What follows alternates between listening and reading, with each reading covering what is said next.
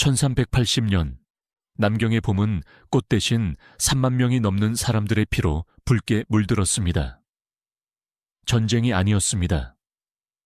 명나라 역사상 가장 잔혹한 피해 숙청, 바로 호유용의 오키였습니다. 하지만 산더미처럼 쌓인 시체와 하늘을 찌르는 비명 뒤에는 더욱 끔찍한 진실이 숨겨져 있었습니다. 명나라의 마지막 승상 호유용. 그는 사실 반역자이기 이전에 황제의 도마 위에 오르기 위해 살찌워진 희생양에 불과했습니다. 이 모든 것은 황제 주원장이 10년 넘게 준비해온 잔혹한 시나리오였습니다. 3만 명의 목숨을 제물로 바쳐 1600년 동안 이어져 온 승상이라는 제도를 영원히 역사 속으로 지워버리기 위한 주원장의 소름 끼치는 큰 그림이 막을 올린 것입니다. 도대체 황제는 왜 이런 끔찍한 일을 벌였을까요? 그 답은 그의 과거에 있습니다. 주원장은 밑바닥에서 기어 올라온 인물입니다.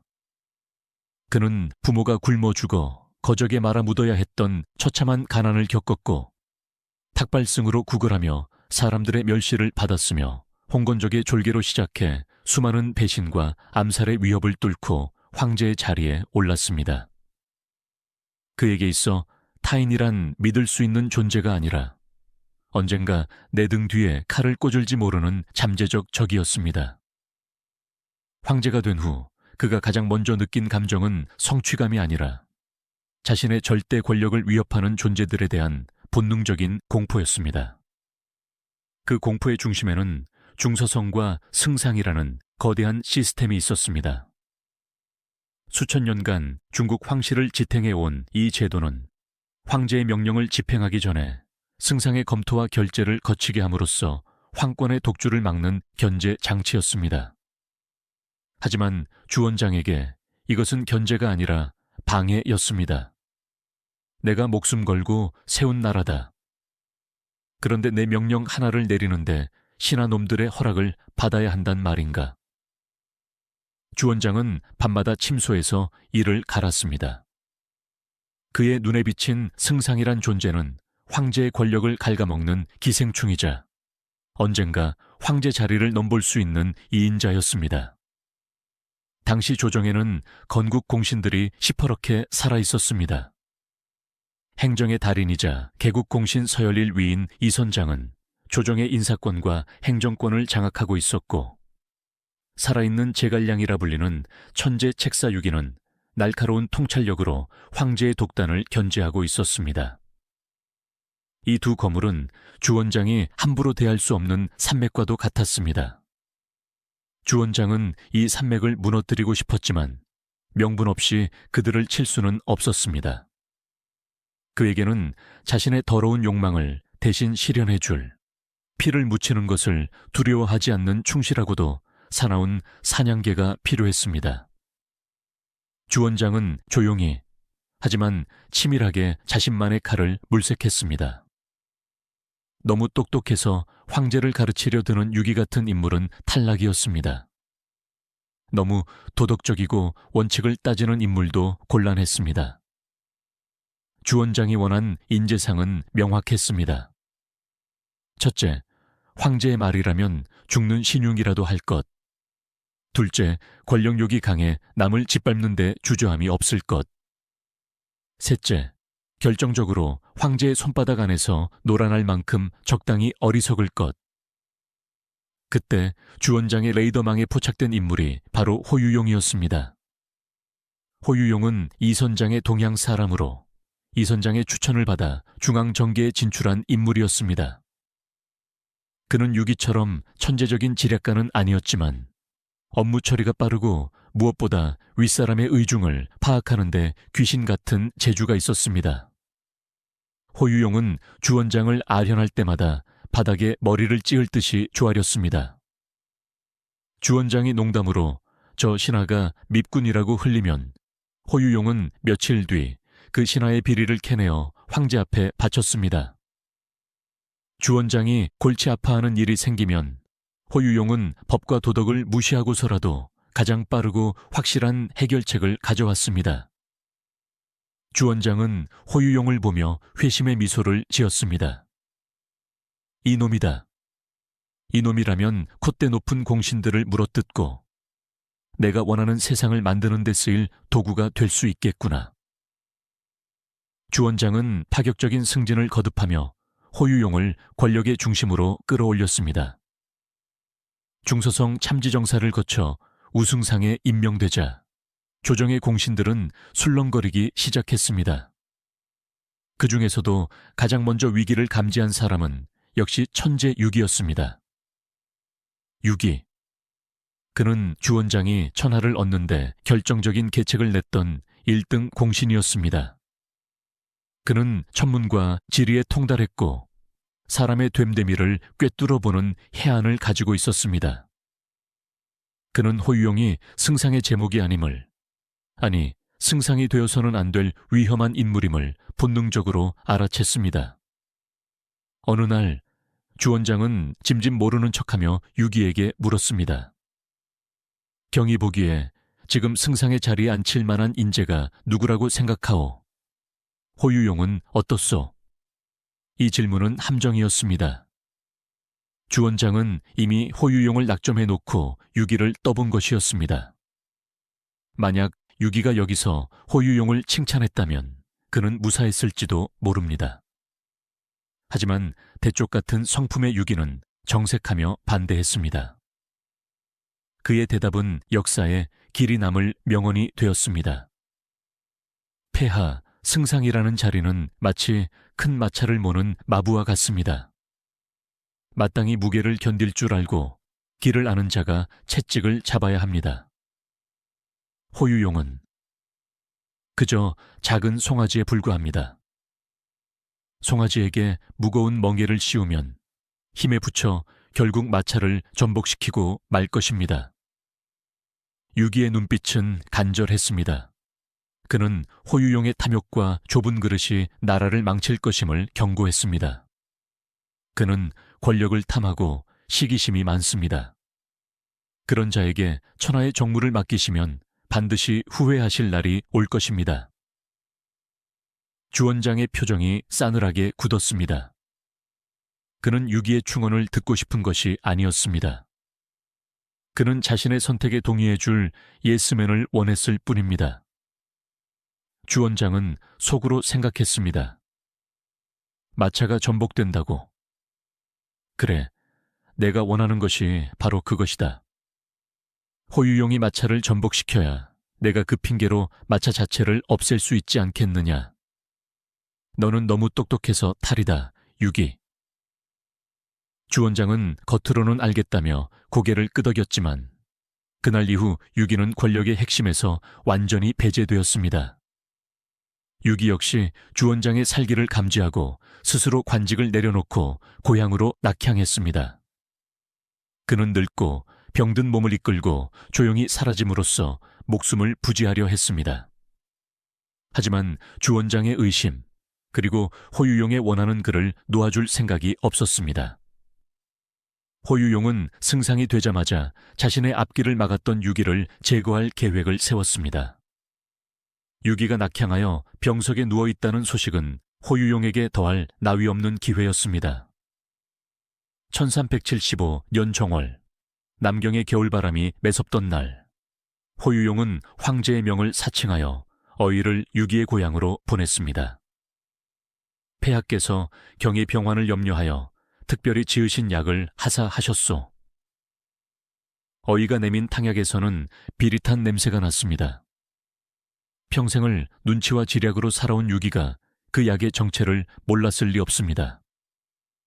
하지만 황제가 내린 약을 거부하는 것은 곧 여격이었습니다. 유기는 떨리는 손으로 약사발을 들었습니다. 성은이 망극하나이다. 그는 눈물을 흘리며 약을 단숨에 들이켰습니다. 약을 마신 후 유기의 병세는 급격히 악화되었습니다. 뱃속에 주먹만한 돌덩이가 들어있는 듯한 극심한 복통이 그를 괴롭혔습니다.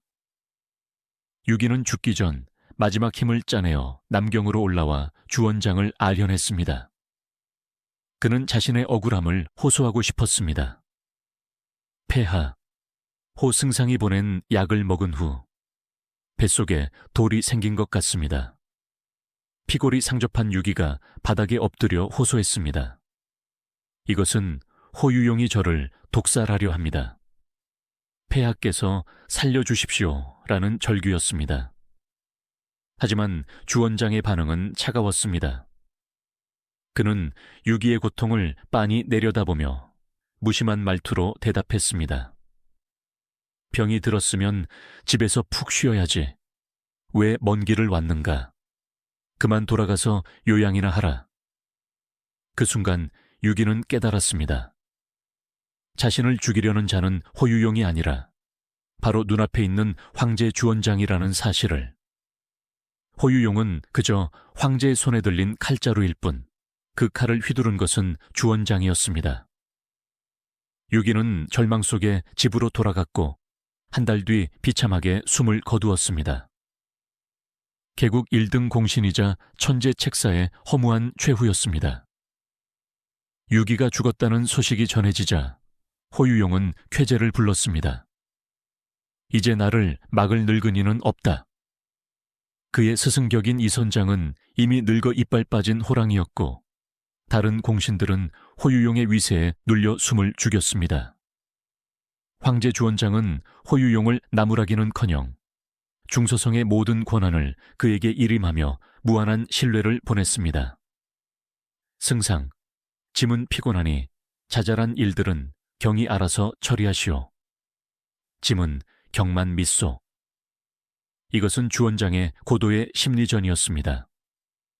그는 호유용이라는 돼지에게 먹이를 잔뜩 주어 우리 안에서 살을 찌우고 있었습니다. 호유용은 자신이 황제의 총애를 독차지했다고 착각하며 권력이라는 달콤한 독배를 벌컥벌컥 들이켰습니다. 그는 이제 황제에게 올라가는 상소문을 중간에서 가로채기 시작했고 자신에게 반대하는 자들을 황제의 이름으로 처단했습니다. 그의 집 창고에는 뇌물로 받은 금은보화가 산처럼 쌓였고 그의 문지방은 청탁하러 온 관리들로 달아 없어질 지경이었습니다. 호유용은 몰랐습니다. 자신이 권력에 취해 비틀거리는 그 모든 순간을 황궁 깊은 곳에서 주원장의 서늘한 눈동자가 하나하나 지켜보고 있었다는 것을. 주원장의 책상 서랍 속에는 호유용의 죄상이 적힌 비밀 장부가 하루가 다르게 두꺼워지고 있었습니다. 주원장은 기다리고 있었습니다. 호유용의 죄가 하늘을 찌르고 그 뿌리가 조정 전체를 휘감아 단 한 번의 칼질로 명나라의 기득권 세력을 모조리 도려낼 수 있는 그날이 오기를. 역사상 가장 잔혹한 피해 숙청, 3만 명의 목숨을 앗아간 호유용의 옥은 이렇게 황제와 간신의 비틀린 공생관계 속에서 서서히 잉태되고 있었습니다. 유기가 의문의 죽음을 맞이한 1375년 이후 명나라 조정의 공기는 완전히 달라졌습니다. 황제의 가장 날카로운 감시자였던 유기가 사라지자 중서성의 주인인 승상 호유용에게는 더 이상 거칠 것이 없었습니다. 남경의 권력 지형은 급격하게 기울었습니다. 아침 조회가 끝나면 신하들은 황제가 머무는 근정전이 아니라 호유용의 사가로 구름처럼 몰려들었습니다. 호유용의 저택 앞은 매일 새벽부터 밤늦게까지 문전성시를 이루었습니다. 전국 각지에서 올라온 값비싼 뇌물과 특산품을 실은 수레들이 줄을 지어 서 있었고 그 줄이 너무 길어 남경의 대로를 막을 지경이었습니다. 호유용의 집 문지방은 청탁하러 온 관리들의 발길에 닿아 없어질 정도였고 그의 창고에는 황궁 내탕고보다 더 많은 금은보화가 쌓여갔습니다. 명나라의 모든 인사권과 행정권이 그의 붓끝에서 나왔기에 그에게 줄을 서지 않고서는 출세는커녕 목숨을 부지하기도 힘들었기 때문입니다. 호유용은 권력의 달콤함에 깊이 취해 있었습니다. 그는 자신의 집을 황궁처럼 꾸몄습니다. 기둥에는 황제만이 쓸 수 있는 용문의를 은밀히 새겨 넣었고 휘장과 장식들도 황실의 법도를 아슬아슬하게 넘나들었습니다. 연회가 열리는 날이면 수십 명의 무의가 춤을 추고 최고급 술과 고기가 강물처럼 흘러 넘쳤습니다. 호유용의 주변에는 간신배와 아첨꾼들이 파리떼처럼 들끓었습니다. 승상날이야말로 진정한 천하의 주인이십니다. 폐하께서는 승상날이가 없으면 하루도 정사를 돌보지 못하십니다.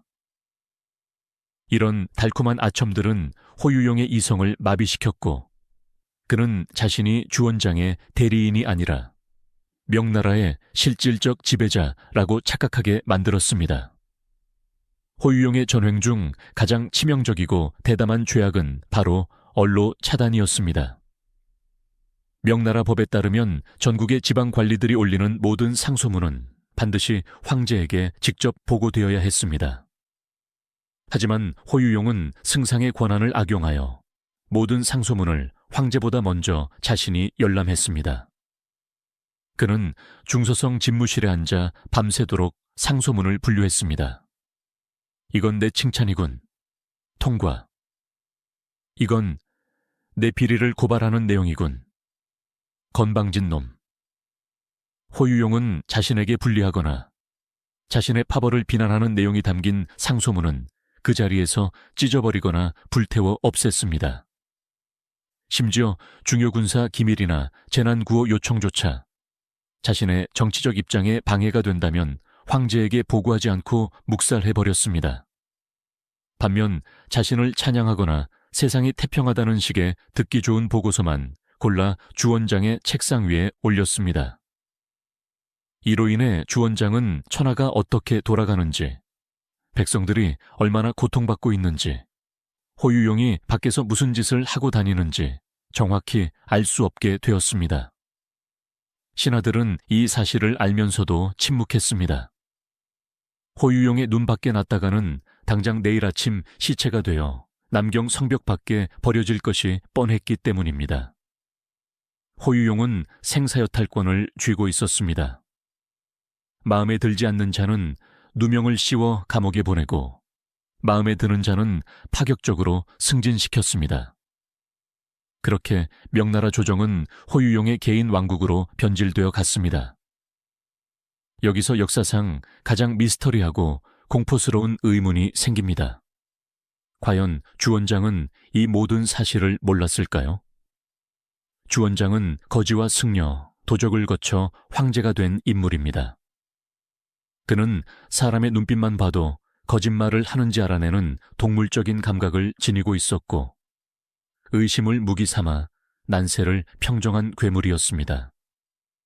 그런 그가 자신의 코앞에서 벌어지는 호유용의 국정농단을 몰랐다는 것은 어불성설입니다. 주원장은 알고 있었습니다. 아니, 모든 것을 낱낱이 지켜보고 있었습니다. 그에게는 검교라는 비밀 정보 조직이 있었고 그들은 호유용이 오늘 누구를 만났고 무슨 반찬을 먹었는지까지 황제에게 보고하고 있었습니다. 하지만 주원장은 철저하게 눈먼 늙은 호랑이를 연기했습니다. 어느 날 호유용이 올린 조작된 보고서를 보며 주원장이 인자한 미소를 지으며 말했습니다. 호승상, 경 덕분에 나라가 이토록 태평하니 짐은 걱정이 없소. 모든 것은 경이 공이요. 앞으로도 자잘한 일들은 내게 묻지 말고 경이 알아서 처리하시오.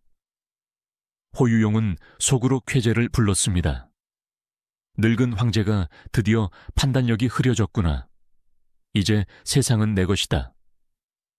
하지만 호유용이 고개를 숙이고 물러날 때 주원장의 눈빛은 순식간에 차갑게 돌변했습니다. 그 눈빛은 먹잇감을 바라보는 사냥꾼, 아니 도축 직전의 돼지를 바라보는 백정의 눈빛이었습니다. 주원장은 붓을 들어 비밀 장부에 호유용의 죄목을 하나 더 추가했습니다. 주원장의 침묵은 무능이 아니라 고도로 계산된 사육이었습니다. 그는 호유용이라는 사냥개를 단순히 제거하는 것으로 만족할 생각이 없었습니다. 호유용 한 명을 죽인다고 해서 뿌리 깊은 승상제도와 개국 공신들의 카르텔이 사라지지는 않기 때문입니다. 주원장은 호유용을 미끼로 썼습니다. 마음껏 먹어라. 마음껏 취해라.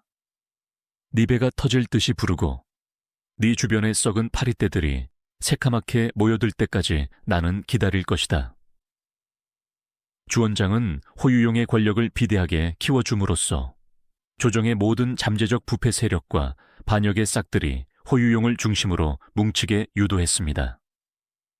호유용이 권력을 휘두르면 휘두를수록 그에게 줄을 서는 공신들, 지방 호족들, 그리고 부패한 관리들의 명단이 자연스럽게 드러날 것이기 때문입니다. 그것은 일망타진을 위한 거대한 그물을 짜는 과정이었습니다. 호유용이 뇌물을 받아도 주원장은 모른 척했고 호유용이 인사를 전횡해도 웃어넘겼습니다. 황제의 묵인에 호유용의 간덩이는 점점 부어올랐습니다. 그는 이제 자신이 황제보다 더 높은 존재라고 착각하기 시작했습니다. 심지어 그는 황제만 탈 수 있는 수레를 탐내거나 황실의 전용 도로를 거리낌 없이 활보하기도 했습니다. 조정의 원로들이 주원장에게 승상의 위세가 도를 넘었습니다 라고 충언하면 주원장은 오히려 화를 냈습니다. 호 승상은 나의 괭괭 같은 신하다.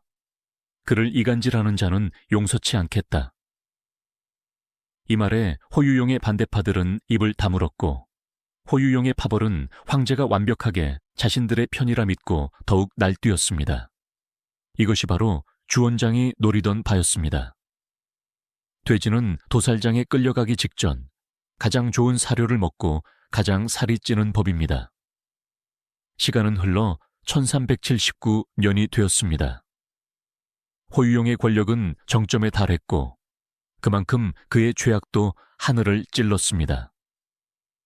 이제 그는 단순히 권력을 즐기는 수준을 넘어 자신의 생존을 걱정해야 할 단계에 이르렀음을 본능적으로 감지했습니다. 너무 커져버린 권력은 황제에게 위협이 된다는 것을 그도 알았기 때문입니다. 하지만 멈출 수 없었습니다. 호랑이 등에 올라탄 자는 내리는 순간 잡아먹히기 때문입니다. 호유용은 금지된 선을 넘기 시작했습니다. 그는 비밀리에 사병을 모으고 무기를 비축했습니다. 자신의 고향인 정원현에 있는 옛집을 요새처럼 개조하고 심지어 일본의 왜구들이나 몽골의 북원 세력과도 은밀한 서신을 주고받았다는 소문이 돌기 시작했습니다. 호유용은 자신의 집 지하실에 모사들을 모아놓고 은밀히 속삭였습니다. 황제의 의심이 깊어지고 있다. 우리가 먼저 치지 않으면 당할 수도 있다. 그의 눈에는 광기가 서려 있었습니다. 한편 황궁 깊은 곳 건청궁. 주원장은 촛불 아래서 금위위가 올려보낸 보고서를 읽고 있었습니다. 그 보고서에는 호유용의 영모 정황과 그에 가담한 수천 명의 이름이 빼곡히 적혀 있었습니다. 주원장은 붓을 내려놓고 창밖을 바라보았습니다. 남경의 밤하늘은 붉게 물들어 있었습니다. 마치 곧 닥쳐올 피해 폭풍을 예고하는 듯했습니다. 이제 때가 되었다. 돼지가 충분히 살이 쪘구나. 주원장의 입가에 서늘한 미소가 번졌습니다. 10년을 기다린 사냥이었습니다. 그는 천천히 일어나 벽에 걸린 보검을 어루만졌습니다. 내일 날이 밝으면 명나라 역사상 가장 끔찍한 대학살에 막이 오를 것입니다. 호유용은 자신이 파놓은 함정이 실은 황제가 파놓은 거대한 무덤이라는 사실을 꿈에도 모른 채 파멸의 아침을 맞이하고 있었습니다. 1380년의 봄은 유난히 잔인하게 찾아왔습니다. 남경의 거리는 화려한 봄꽃으로 뒤덮였지만 승상 호유용의 가슴 속에는 차가운 눈보라가 몰아치고 있었습니다. 10년 가까이 조정을 주무르며 사실상의 황제로 군림해 온 그였지만 최근 들어 주원장의 눈빛이 예전 같지 않음을 뼈저리게 느끼고 있었기 때문입니다. 주원장은 호유용의 권력을 묵인하는 듯 하면서도 보이지 않는 곳에서 조금씩 그의 손발을 옥죄어 오고 있었습니다. 그러던 중 호유용의 운명을 결정짓는 비극적인 사고가 발생했습니다. 호유용의 아들이 남경의 번화가에서 말을 타고 질주하다가 수레와 부딪혀 낙마하여 그 자리에서 목이 부러져 즉사한 것입니다. 눈에 넣어도 아프지 않을 아들의 처참한 시신을 본 호유용은 이성을 잃고 말았습니다.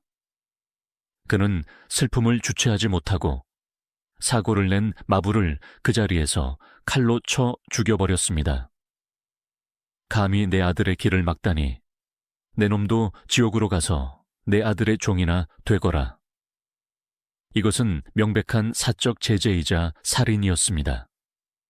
아무리 승상이라도 재판 없이 백성을 죽일 권한은 없었습니다. 평소 법과 질서를 강조하던 주원장은 이 소식을 듣고 경노했습니다. 아니, 어쩌면 그는 이 순간을 기다려왔는지도 모릅니다. 주원장은 호유용을 불러 차갑게 질책했습니다. 살인에는 목숨으로 갚는 것이 이 나라의 법이다. 승상이라 하여 예외는 없다. 네 아들이 죽은 것은 안타깨우나 마부 또한 누군가의 귀한 아들이다. 어찌 국법을 어기고 사사로이 사람을 죽였는가? 주원장의 목소리에는 살기가 서려 있었습니다. 목숨으로 갚으라는 말은 단순히 비유가 아니었습니다. 호유용은 그 순간 등골이 오싹해짐을 느꼈습니다. 이것은 경고가 아니었습니다. 너를 죽일 명분을 찾았다는 사형 선고나 다름없었습니다. 호유용은 궁을 나오며 생각했습니다. 이대로 앉아서 죽을 수는 없다. 황제가 나를 치기 전에 내가 먼저 쳐야 한다. 궁지에 몰린 쥐가 고양이를 물듯 호유용은 마침내 넘어서는 안 될 선, 역모를 결심하게 됩니다. 호유용은 치밀했습니다. 그는 정면 승부로는 주원장의 금위위와 군대를 당해낼 수 없음을 잘 알고 있었습니다. 그가 택한 방법은 암살, 그것도 가장 자연스럽고 화려한 무대 위에서의 암살이었습니다. 며칠 뒤 호유용은 조정에 기이한 소문을 퍼뜨렸습니다. 자신의 저택 뒷마당에 있는 낡은 우물에서 갑자기 예천, 즉 단맛이 나는 샘물이 솟아났다는 것입니다. 고대부터 예천은 성군이 다스리는 태평성대에 하늘이 내리는 최고의 길조로 여겨졌습니다. 호유용은 들뜬 표정으로 입궐하여 주원장에게 아뢰었습니다. 폐하, 경하드리옵니다. 신의 비천한 집 우물에서 예천이 솟아났습니다. 이는 폐하의 성덕이 하늘에 닿아 태평성대가 도래했음을 알리는 징조입니다. 부디 폐하께서 왕림하시어 이 상서로운 기운을 직접 확인하시고 만백성에게 황실의 은덕을 보여주시옵소서. 주원장은 호유용의 얼굴을 빤히 쳐다보았습니다. 그의 눈동자 깊은 곳에서 의심의 불꽃이 일렁였지만 겉으로는 호탕하게 웃어 보였습니다. 오, 그래, 예천이라니 참으로 기이하고 경사로운 일이로다. 짐이 어찌 가보지 않을 수 있겠는가. 내일 당장 경희 집으로 가겠다. 호유용은 쾌재를 불렀습니다. 늙은 황제가 칭송에 눈이 멀어 제 발로 사지로 걸어 들어오는구나. 호유용은 즉시 집으로 돌아가 살인 계획을 점검했습니다. 그는 저택의 담장 뒤, 마루 밑, 그리고 병풍 뒤에 자신의 사병들과 가장 실력 좋은 자객들을 매복시켰습니다. 황제가 예천을 구경하기 위해 고개를 숙이는 그 순간 사방에서 칼날이 튀어나와 주원장을 난자할 계획이었습니다. 운명의 날 아침, 주원장의 화려한 행렬이 황궁을 나섰습니다. 황금색 가마를 탄 주원장은 호유용의 집이 있는 방향으로 천천히 이동했습니다. 거리는 황제를 보기 위해 나온 백성들로 인산인해를 이루었습니다. 모든 것이 호유용의 계획대로 흘러가는 듯 했습니다. 행렬이 황궁의 서쪽 문인 서화문을 지날 무렵이었습니다. 갑자기 한 남자가 군중 속에서 튀어나와 황제의 가마 앞을 가로막았습니다. 그는 운기라는 이름의 내시였습니다. 운기는 미친 사람처럼 팔을 휘저으며 고래고래 소리를 질렀습니다. 가시면 안 됩니다. 폐하. 함정입니다. 역모입니다. 황제의 앞길을 막는 것은 대역죄였습니다. 호위무사들이 즉시 달려들어 몽둥이와 채찍으로 운기를 내리쳤습니다. 이 미친놈이 어디서 감히 폐하의 행차를 막느냐. 치워라. 퍽, 퍽. 살이 터지고 뼈가 부러지는 소리가 났습니다. 운기의 머리에서 피가 솟구쳐 얼굴을 뒤덮었습니다. 하지만 그는 쓰러지면서도 황제의 가마바퀴를 부여잡고 놓지 않았습니다. 팔이 부러지자 다리로, 다리가 부러지자 입으로라도 가마를 잡으려 했습니다. 운기는 피투성이가 된 입으로 헐떡이며 손가락으로 필사적으로 호유용의 저택 방향을 가리켰습니다. 역모, 병사들이 숨어 있습니다. 가시면 죽습니다. 그 처절한 모습은 단순한 광인의 난동이 아니었습니다. 그것은 목숨을 건 충심이자 죽음의 공포를 목격한 자만이 보일 수 있는 절박함이었습니다. 가마 안에 있던 주원장은 소란스러움에 커튼을 걷고 밖을 내다보았습니다. 피범벅이 되어서도 자신을 바라보며 가지 마소서라고 눈으로 호소하는 운기와 눈이 마주쳤습니다. 주원장은 평생을 전장에서 보낸 사람입니다. 수많은 암살 위기와 배신을 겪으며 살아남은 그의 육감이 강렬한 경고음을 울렸습니다. 저자는 미친 것이 아니다. 무언가를 알고 있다. 주원장은 즉시 손을 들어 행렬을 멈췄습니다. 멈춰라. 가마를 돌려라. 서화문 성루 위로 올라간다. 신하들이 당황하여 웅성거렸지만 주원장은 감에서 내려 곧장 성벽 계단을 뛰어 올라갔습니다. 헐떡이며 성루 가장 높은 곳에 선 주원장은 저 멀리 호유용의 저택을 내려다보았습니다. 평범한 사람의 눈에는 보이지 않았겠지만 전장의 지휘관이었던 주원장의 눈은 속일 수 없었습니다.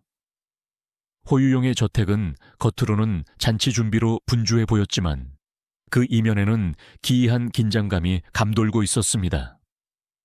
정원수의 배치가 군사적 진영을 이루고 있었고 회랑의 그늘진 곳마다 갑옷을 입은 병사들의 그림자가 어른거렸습니다. 담장 너머로 햇빛에 반사된 서슬 퍼런 칼날에 섬광이 번뜩이는 것이 보였습니다. 그것은 황제를 맞이하는 환영 인파가 아니라 먹잇감이 걸려들기만을 기다리는 매복이었습니다. 주원장의 얼굴이 차갑게 굳어졌습니다. 공포는 없었습니다. 대신 오랫동안 참아왔던 활화산 같은 분노와 드디어 사냥감을 잡았다는 서늘한 안도감이 교차했습니다. 호유용, 내 놈이 감히 나를. 주원장은 성루 난간을 으스러져라 움켜쥐었습니다. 운기 말이 맞았다. 저 안에는 칼을 든 자객들이 가득하다. 짐이 저 문턱을 넘었더라면 지금쯤 시체가 되었을 것이다. 호유용은 식은땀을 흘리며 대문 앞을 서성이고 있었습니다. 약속한 시간이 지났는데도 황제의 행렬이 보이지 않았기 때문입니다. 왜 안 오지? 무슨 일이 생겼나? 혹시 눈치챈 건가? 그때 전령이 헐레벌떡 뛰어와 호유용의 귀에 비보를 속삭였습니다. 승상날이 큰일 났습니다. 황제 폐하께서 서화문에서 가마를 돌리셨습니다. 지금 군대를 소집하고 계십니다. 호유용의 얼굴이 흙빛으로 변했습니다. 다리에 힘이 풀려 그 자리에 주저앉을 뻔했습니다. 들켰구나. 끝났다. 그가 준비한 수백 명의 자객은 무용지물이 되었습니다. 기습의 이점을 잃어버린 쿠데타는 실패한 것이나 다름없었습니다.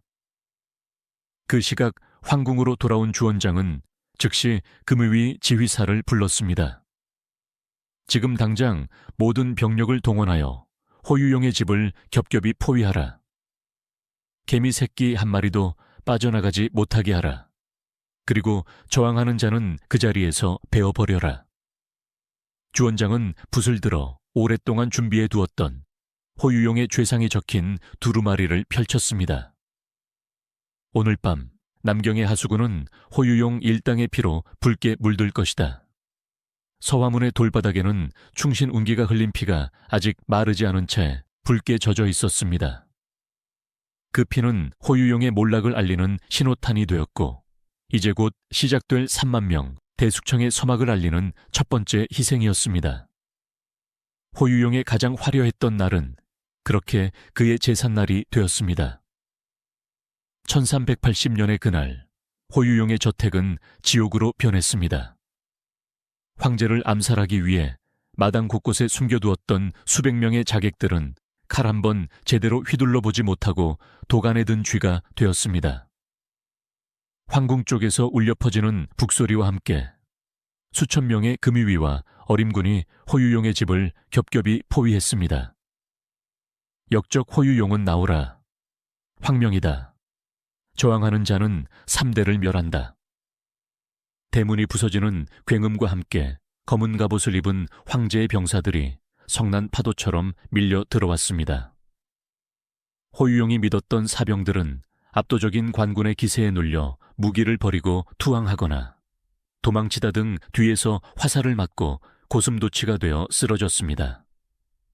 화려했던 연회장은 순식간에 아수라장이 되었습니다. 엎어진 술상 위로 붉은 피가 섞여 흘렀고 황제를 맞이하기 위해 준비했던 비단융단은 병사들의 군홧발에 짓밟혀 진흙탕이 되었습니다. 호유용은 자신의 집 안방 깊숙한 곳에서 덜덜 떨고 있었습니다. 천하를 호령하던 승상의 위엄은 온데간데 없었습니다. 그는 창문 틈으로 자신의 제국이 무너지는 광경을 지켜보았습니다. 평소 자신에게 아부하던 측근들이 서로 먼저 살겠다고 도망치다 밟혀 죽는 모습, 자신의 가족들이 병사들에게 머리채를 잡혀 끌려가는 모습이 보였습니다. 어디서부터 잘못된 것인가? 내가 황제를 속인 것이 아니었나? 호유용은 끝까지 자신의 어리석음을 인정하지 못했습니다. 곧이어 방문이 박살나고 금유위 대장이 들어와 호유용의 목에 차가운 칼날을 들이대었습니다. 승상, 가시지요. 폐하께서 기다리십니다. 호유용은 오랏줄에 묶인 채 황궁의 봉천전으로 끌려갔습니다.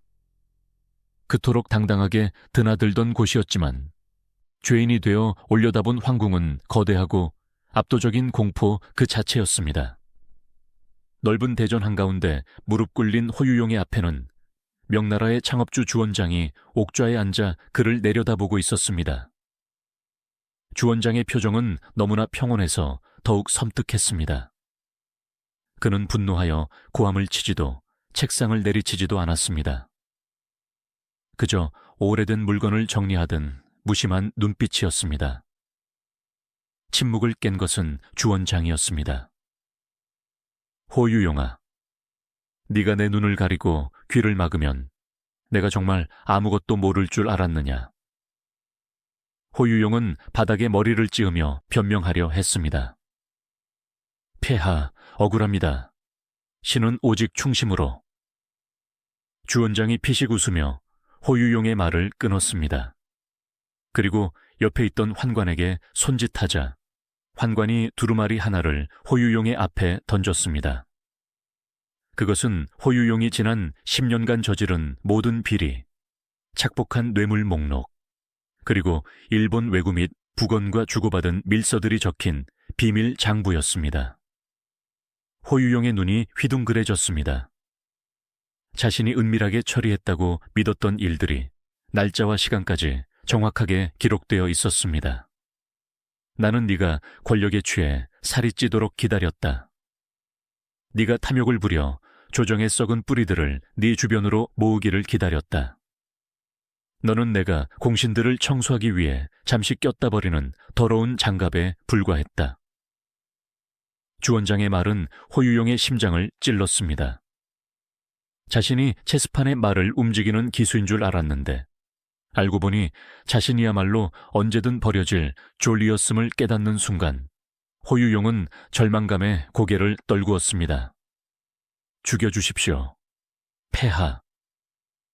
호유용의 최후에 대해서는 정사와 야사가 다르게 전해지는데 민간에 떠도는 야사의 기록은 인간이 상상할 수 있는 가장 끔찍하고 기괴한 형벌을 묘사하고 있습니다.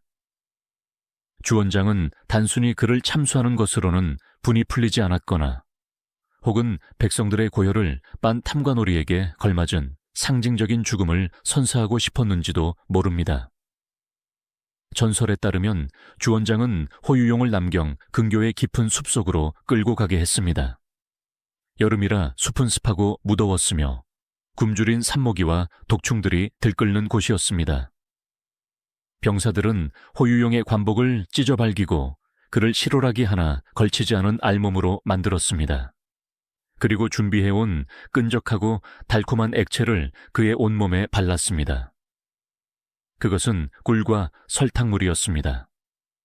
백성들의 피를 그토록 좋아했으니 너도 한번 짐승들에게 피를 빨려보아라. 호유용은 거대한 참나무 기둥에 꽁꽁 묶였습니다.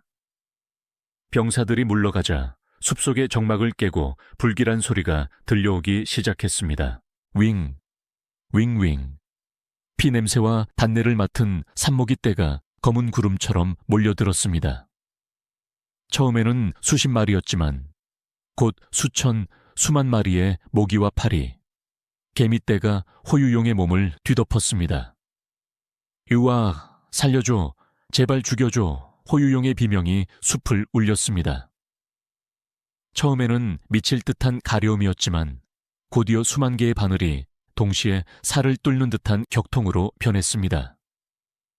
모기들은 그의 눈꺼풀, 콧구멍, 귓속, 그리고 입안까지 파고들었습니다.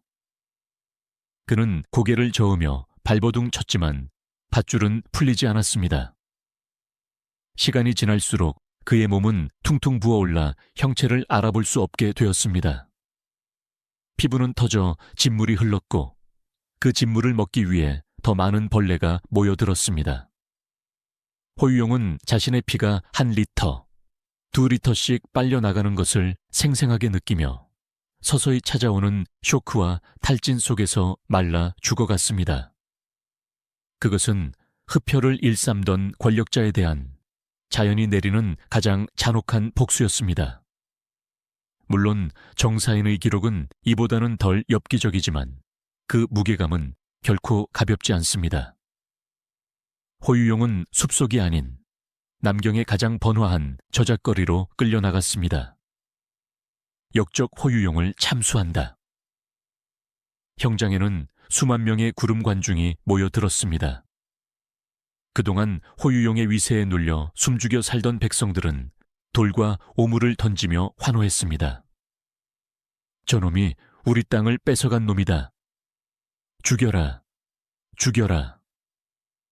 호유용은 피투성이가 된 채 형틀에 묶였습니다. 그는 흐릿한 눈으로 군중을 바라보았습니다. 어제까지만 해도 자신의 가마가 지나가면 땅에 엎드려 절하던 백성들이었습니다. 권력이란 것이 얼마나 허망한 신기루인지 그는 목이 잘리기 직전에야 깨달았습니다. 망나니가 독주를 머금고 칼에 뿜었습니다. 푸, 서슬퍼런 칼날이 햇빛을 받아 번뜩였습니다. 철하, 집행관의 명령과 함께 묵직한 칼이 허공을 가르고 떨어졌습니다. 서걱, 천하를 호령하던 마지막 승상의 머리가 바닥으로 굴러떨어졌습니다. 군중의 함성이 터져 나왔지만 그 자리에 있던 조정의 신하들은 아무도 웃지 못했습니다. 그들은 공포에 질려 파랗게 질린 얼굴로 서로의 눈치만 살폈습니다. 호유용의 목에서 뿜어져 나온 붉은 피가 남경의 흙바닥을 적시는 순간 그들은 직감했습니다. 이것이 끝이 아님을. 호유용의 시신은 수습되지 못한 채 거리에 방치되었습니다. 주원장은 그의 시신을 들개들이 뜯어먹게 내버려 두라고 명했습니다. 하지만 진짜 공포는 그날 밤부터 시작되었습니다. 황궁의 등불은 꺼지지 않았습니다. 주원장의 집무실에는 수천 장의 종이가 쌓여 있었습니다. 그것은 호유용과 연루된 사람들의 명단, 즉 살생부였습니다. 주원장은 붓을 들어 첫 번째 이름에 붉은 줄을 그었습니다. 그리고 금위 대장에게 명했습니다. 호유용의 구족을 멸하라. 그와 밥을 먹은 자, 그와 편지를 주고받은 자, 그의 청어를 받은 자, 단 한 명도 남기지 마라. 뿌리를 뽑아야 다시는 잡초가 자라지 않는 법이다. 호유용의 죽음은 단지 거대한 도살장의 문을 여는 열쇠에 불과했습니다. 남경의 성문은 굳게 닫혔고 도망칠 곳은 없었습니다. 이제부터 명나라 역사상 유례를 찾기 힘든 대학살, 3만 명의 목숨을 앗아갈 호유용의 옥이 본격적으로 시작되려 하고 있었습니다. 바람에 섞여 비릿한 피 냄새가 진동하기 시작했습니다. 호유용의 목이 떨어진 다음 날 아침, 남경의 백성들은 공포에 질린 채 눈을 떴습니다. 평소라면 활기차게 열려야 할 도성의 13개 성문이 굳게 닫혀 있었고, 성벽 위에는 살기등등한 군사들이 활시위를 당긴 채 밖이 아닌 안을 겨누고 있었기 때문입니다. 그것은 외부의 적을 막기 위함이 아니었습니다. 안에 있는 사냥감들이 도망치지 못하게 가두기 위한 거대한 우리였습니다. 새벽 안개를 뚫고 검은 옷을 입은 무리들이 거리로 쏟아져 나왔습니다. 황제 직속 비밀 경찰 조직인 금위위와 어림군이었습니다. 그들의 손에는 한밤중에 주원장이 직접 작성한 아직 먹물도 마르지 않은 두툼한 살생부가 들려 있었습니다. 남경의 침묵을 깨는 것은 닭 울음소리가 아니라 육중한 군화 발소리와 대문을 부수는 망치소리, 그리고 끌려가는 사람들의 비명소리였습니다. 역적 호유용의 일당을 색출하라.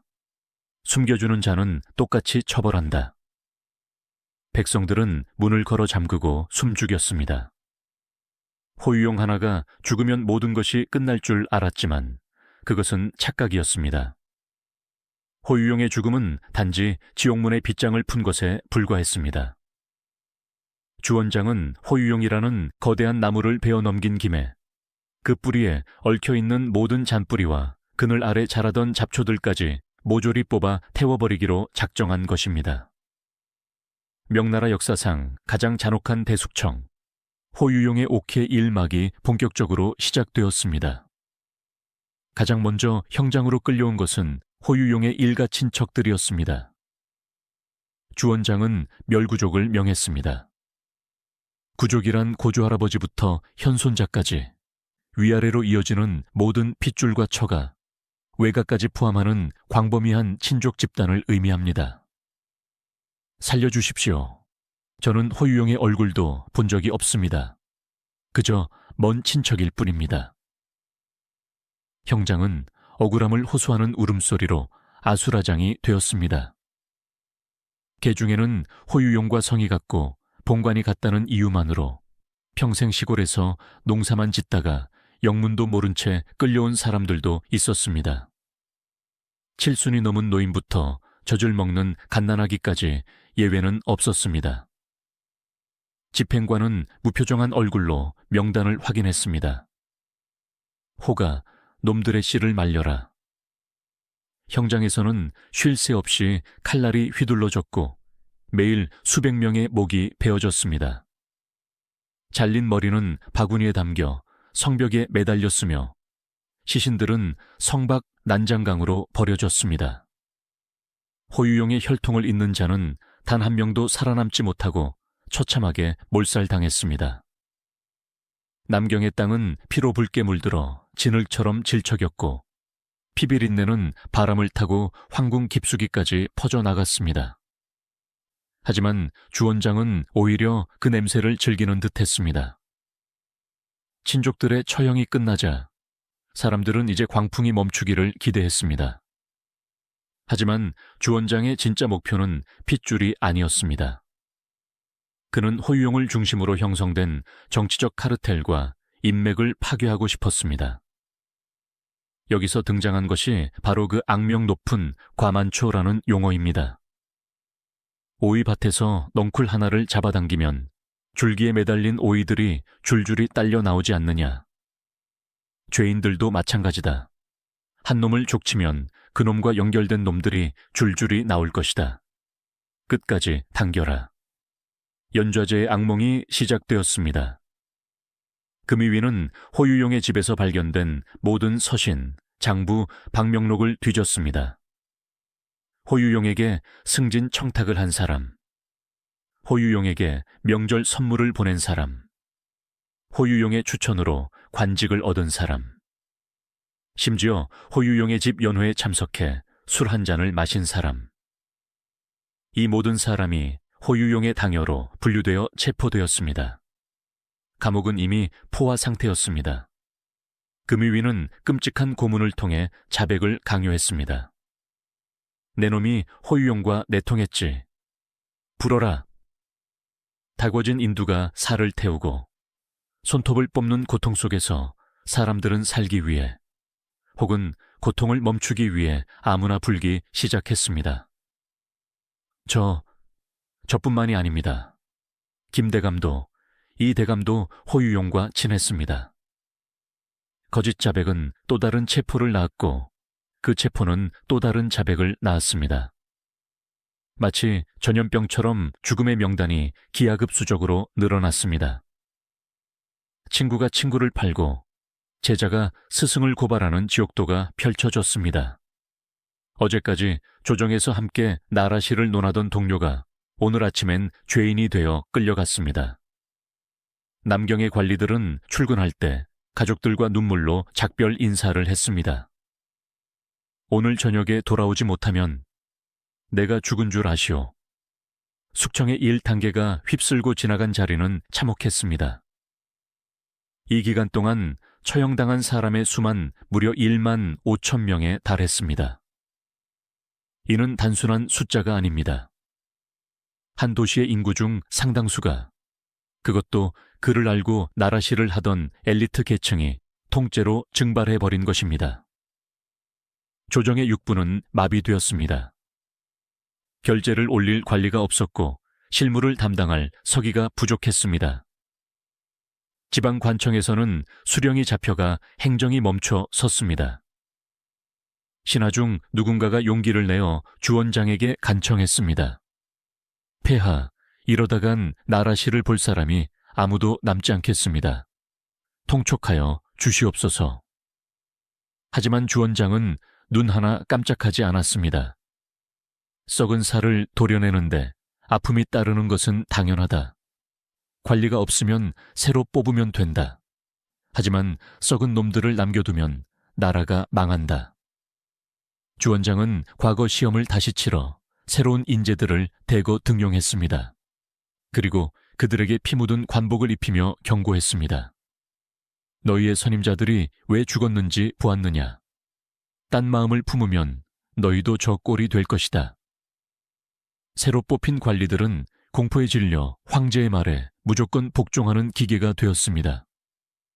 이것이 주원장이 원하던 세상이었습니다. 오직 황제의 명령만이 법이고 신하는 그 명령을 수행하는 손발에 불과한 세상.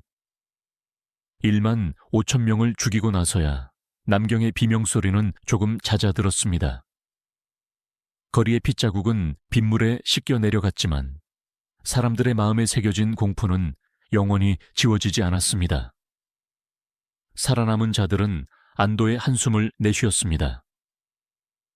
이제 정말 끝났겠지. 호유용의 잔당은 다 죽었으니까. 하지만 주원장의 눈빛은 여전히 번들거리고 있었습니다. 그는 호유용이라는 작은 거물을 처리했지만 아직 그의 마음속에는 더 크고 위험한 사냥감들이 남아 있었습니다. 바로 개국 공신들이었습니다. 명나라를 함께 세웠던 전우들, 너무나 큰 공을 세워 황제조차 함부로 할 수 없는 철권을 가진 거대한 산맥들. 주원장은 생각했습니다. 호유용은 미끼였다. 이 피비린내를 이용하여 저 거만하고 늙은 공신놈들을 엮어 넣어야 한다. 주 원장은 호유용 사건을 단순히 권력형 비리나 영모미수로 끝낼 생각이 없었습니다. 그는 이 사건의 스케일을 국제적인 반역 음모로 키우기로 결심했습니다. 그래야만 공신 중의 공신인 이 선장의 목을 칠 명분이 생기기 때문입니다. 궁궐의 깊은 밤, 주 원장은 조작된 증거들을 다시 검토하기 시작했습니다. 호유용이 일본 왜구와 내통했다. 그리고 북원 몽골군을 끌어들이려 했다. 그리고 그 배후에 이 선장이 있다.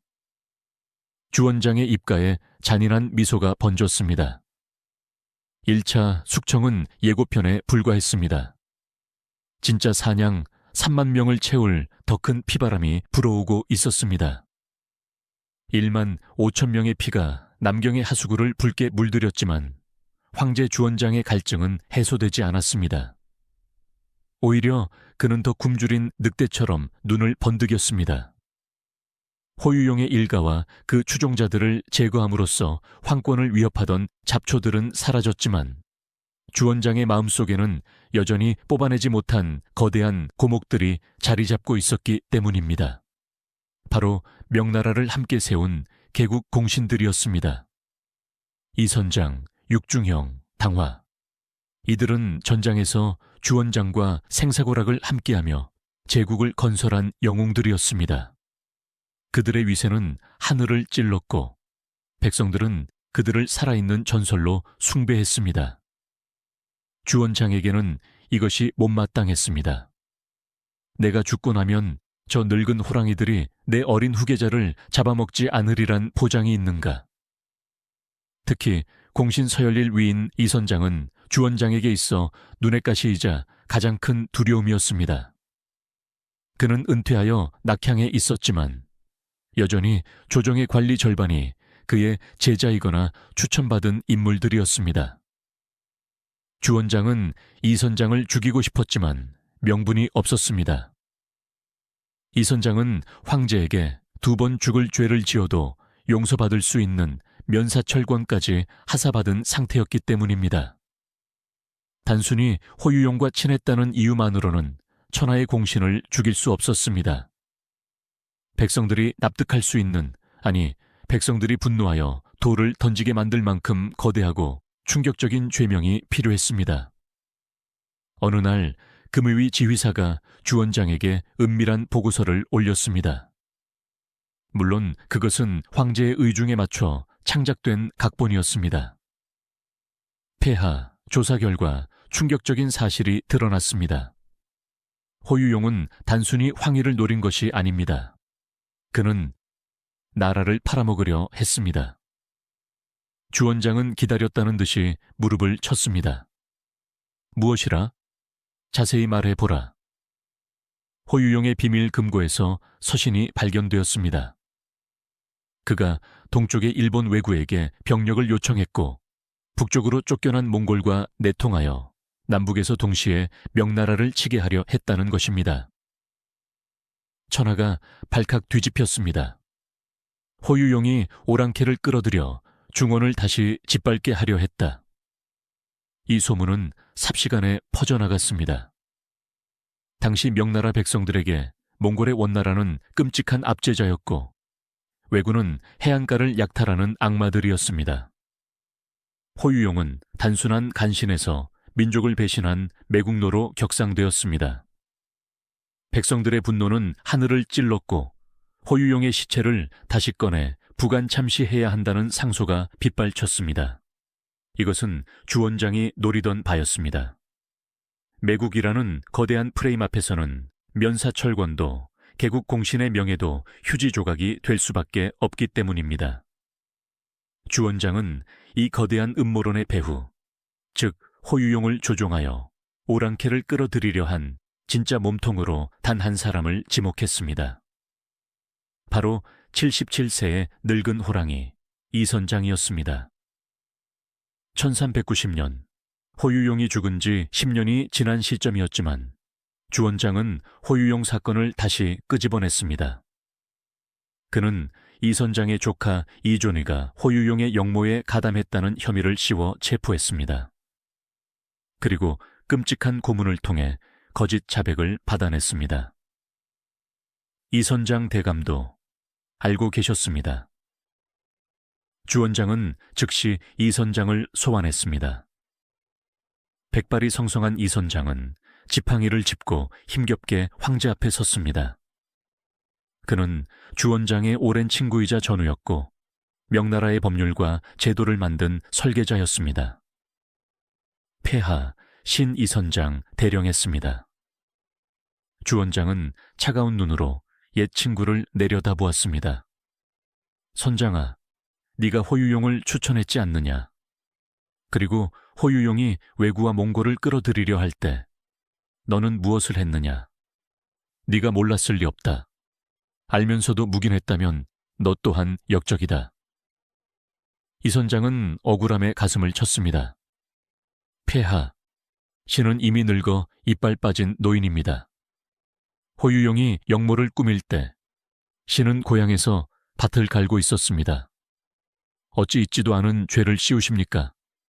신에게 주신 면사철권을 기억하지 못하십니까? 이 선장은 품속에서 황제가 하사했던 쇠조각, 면사철권을 꺼내 보였습니다. 거기에는 자손 대대로 죽음을 면해준다는 황제의 약속이 새겨져 있었습니다. 하지만 주원장은 코웃음을 쳤습니다. 면사철권?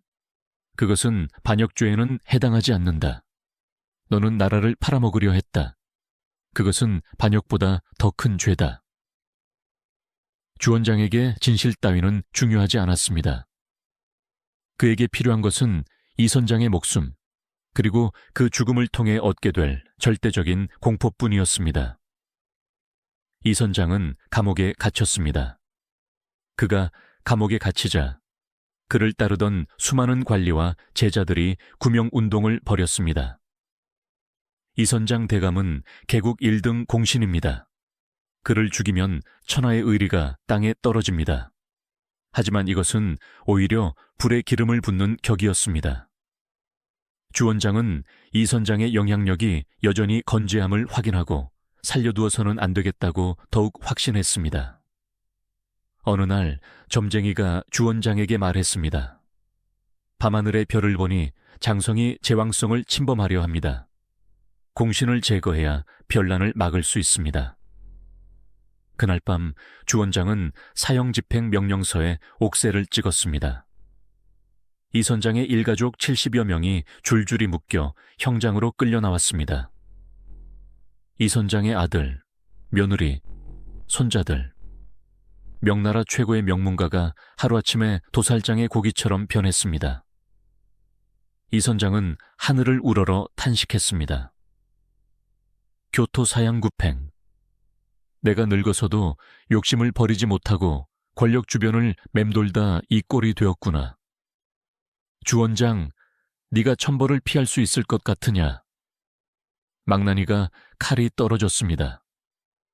명나라 건국의 최대 공로자, 황제를 대신해 나라를 다스렸던 재상 이 선장의 머리가 바닥에 뒹굴었습니다. 그의 나이 77세였습니다. 그의 가족 70여 명도 그 자리에서 모두 참수당했습니다. 면사철권은 피에 젖어 진흙탕 속에 버려졌습니다. 황제의 약속이란 것이 얼마나 허무하고 믿을 수 없는 것인지 그 녹슨 쇠조각이 증명하고 있었습니다. 이 선장의 죽음은 신호탄이었습니다. 주원장은 이 선장도 호유용의 일당이었다는 논리를 확대하여 전국의 유력한 장군들과 지방 호족들을 닥치는 대로 잡아들였습니다.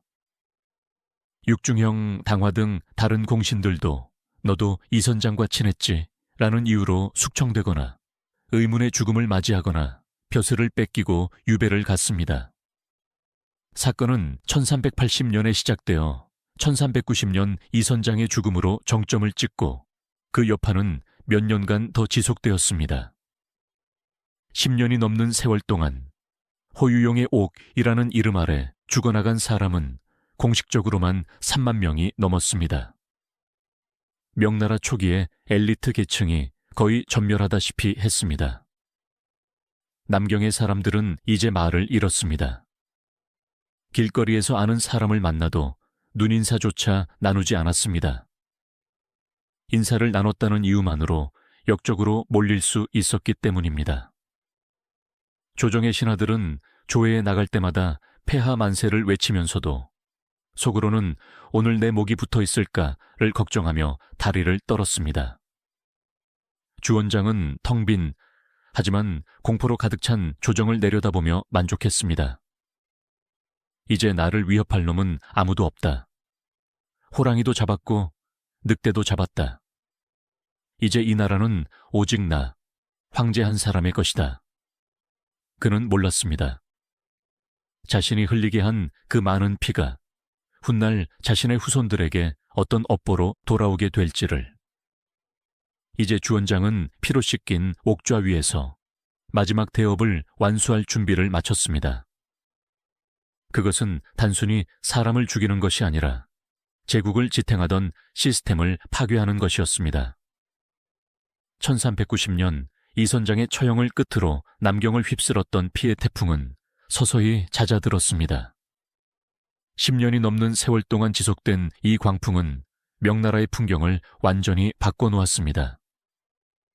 호유용의 목이 떨어진 1380년부터 이선장이 죽은 1390년까지 호유용에 옥에 연루되어 처형당한 사람의 숫자는 공식적으로만 3만 명을 넘어섰습니다.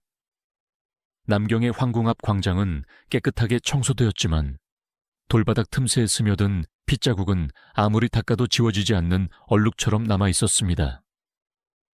조정의 공기는 서늘했습니다. 수많은 신하들이 서 있던 자리에는 빈 공간이 숭숭 뚫려 있었고 살아남은 자들은 마치 유령처럼 고개를 숙이고 숨죽여 서 있었습니다. 그들은 알고 있었습니다. 옆에 서 있던 동료가 스승이 친구가 어제 아침에 끌려나가 다시는 돌아오지 못했다는 것을. 이제 조정에는 감히 황제의 눈을 똑바로 쳐다보거나 황제의 말에 아니되옵니다 라고 반박할 수 있는 거물은 단 한 명도 남지 않았습니다. 시끄럽게 지저대던 충신도, 탐욕스럽게 굴던 간신도, 위세 등등하던 공신도 모두 사라졌습니다. 오직 차가운 옥좌 위에 앉아있는 늙은 황제, 주원장만이 유일한 생존자이자 절대자였습니다. 주원장은 텅 빈 조정을 내려다보며 그제야 만족스러운 미소를 지었습니다. 그 미소는 승리자의 여유라기보다는 오랫동안 앓던 일을 뽑아낸 자의 시원함에 가까웠습니다. 그는 천천히 입을 열어 명나라, 아니 중국 역사 수천 년의 흐름을 뒤바꿀 충격적인 선언을 준비했습니다. 들으라. 주원장의 목소리가 텅 빈 대전에 울려 퍼졌습니다. 지난 10년간 호유용과 이선장 같은 역적들이 꼬리를 물고 일어났다. 그들은 짐이 내려준 권력을 믿고 방자하게 굴었으며 아랫사람들을 결탁하여 황권을 위협하고 나라를 어지럽혔다. 이는 사람의 문제이기도 하지만 근본적으로는 제도의 문제다. 신하들은 마른 침을 삼켰습니다. 주원장이 도대체 무슨 말을 하려는 것인지 짐작조차 할 수 없었습니다. 오늘부로 중서성을 폐지한다. 그리고 천하를 다스리는 승상의 직책을 영원히 없앤다. 조정은 충격에 휩싸였습니다. 승상 제도가 무엇입니까? 진시황 이래 1600년 동안 중국 왕조를 지탱해온 핵심 시스템이었습니다. 황제가 국가의 주인이라면 승상은 그 주인을 보조하여 실질적인 행정을 총괄하는 정부의 수반이었습니다. 그런데 주원장은 그 제도를 뿌리째 뽑아버리겠다고 선언한 것입니다. 앞으로 육부의 상서들은 승상을 거치지 말고 모든 일을 짐에게 직접 보고하라. 짐이 곧 승상이요. 짐이 곧 황제다. 이것이 주원장이 3만 명을 죽이면서까지 얻고자 했던 최종 목표였습니다. 그는 누군가가 자신의 권력을 나누어 갖는 것을 참을 수 없었습니다.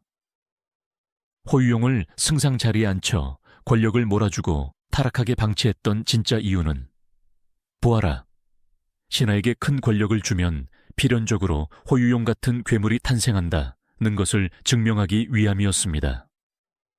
호유용은 승상제도 폐지를 위한 가장 화려하고 비싼 재물이었던 셈입니다. 주원장은 쐐기를 박았습니다. 후대의 황제들은 감히 승상을 다시 세우지 말라. 만약 승상제도를 부활시키자고 건의하는 자가 있다면 그 자를 역적으로 간주하여 능지처참에 처하라.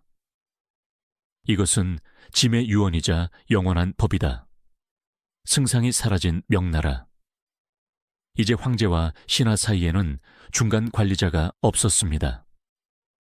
모든 권력은 주원장 한 사람에게 집중되었습니다. 이것은 황제 독재 체제의 완성이었지만 동시에 주원장 자신에게 내린 무기징역과도 같았습니다. 이제 주원장은 매일 새벽 3시에 일어나 밤 10시가 넘도록 일해야 했습니다. 하루에 전국에서 올라오는 상소문은 평균 200건에서 300건. 처리해야 할 안건은 400건이 넘었습니다. 예전에는 승상이 1차로 걸러주었지만 이제는 홍수 났을 때 구호물자를 보내는 일부터 시골 형함의 비리 문제까지 황제가 일일이 다 읽고 도장을 찍어야 했습니다. 주원장은 지독한 일벌레가 되었습니다. 그는 밥 먹을 시간도 아까워하며 서류 더미에 파묻혀 살았습니다. 내가 확인하지 않으면 믿을 수 없다. 천하의 모든 일은 내 손을 거쳐야 한다. 그는 신하들을 믿지 못했기에 스스로를 과로의 감옥에 가두었습니다. 그의 눈은 침침해졌고 등은 굽어갔지만 펜을 놓지 않았습니다. 그것은 권력욕이라기보다는 자신이 세운 제국이 남의 손에 의해 망가지는 것을 볼 수 없다는 강박에 가까웠습니다. 승상이 사라진 조정은 황제의 명령을 수행하는 기계적인 조직으로 변했습니다. 신하들은 창의적인 의견을 내기보다는 황제의 눈치만 살폈습니다. 폐하의 뜻대로 하시옵소서가 정답이 된 사회. 명나라는 강력한 중앙집권 국가가 되었지만 동시에 황제 한 사람의 능력에 국가의 운명이 좌우되는 위험한 시스템을 안게 되었습니다. 3만 명의 뼈가 묻힌 남경의 땅 위에는 평화가 찾아왔지만 그것은 죽음 같은 평화였습니다. 호유용은 역사 속으로 사라졌지만 그가 남긴 교훈은 섬뜩했습니다.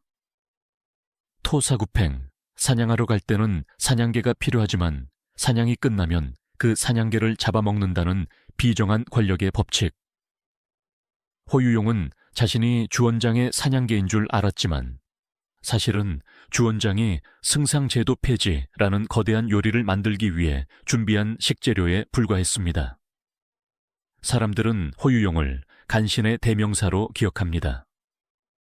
하지만 역사의 이면을 들여다보면 그는 주원장이라는 절대 군주가 만들어낸 시스템의 버그이자 필연적인 부산물이었습니다. 주원장은 그 버그를 키워서 시스템 전체를 포맷해버린 냉혹한 프로그래머였습니다. 세월이 흘러 1398년 천하를 호령하던 홍무제 주원장도 죽음을 맞이했습니다. 그는 죽는 순간까지도 신하들을 의심했고 수많은 후궁과 궁녀들을 순장시키며 마지막까지 잔혹함을 잃지 않았습니다. 그의 무덤인 효령은 웅장했지만 그의 죽음을 진심으로 슬퍼하는 신하는 드물었습니다. 백성들은 그를 영웅이라 칭송하면서도 밤에는 아이들이 울면 주원장 할아버지가 잡아간다며 겁을 주었습니다. 호유용의 옥. 그것은 권력이란 무엇이며 그 권력을 독점하려는 인간의 욕망이 어디까지 잔인해질 수 있는지를 보여주는 역사상 가장 피비린내 나는 드라마였습니다. 3만 명의 목숨을 대가로 완성된 황제 독재 시스템. 그 시스템 위에서 명나라는 276년을 버텼지만 결국 그 독재의 폐해로 인해 멸망의 길을 걷게 됩니다. 오늘날 우리는 묻습니다. 과연 3만 명의 피로 산 권력은 행복했을까? 주원장의 옥좌 뒤에 드리워진 길고 어두운 그림자만이 그 대답을 알고 있을 것입니다.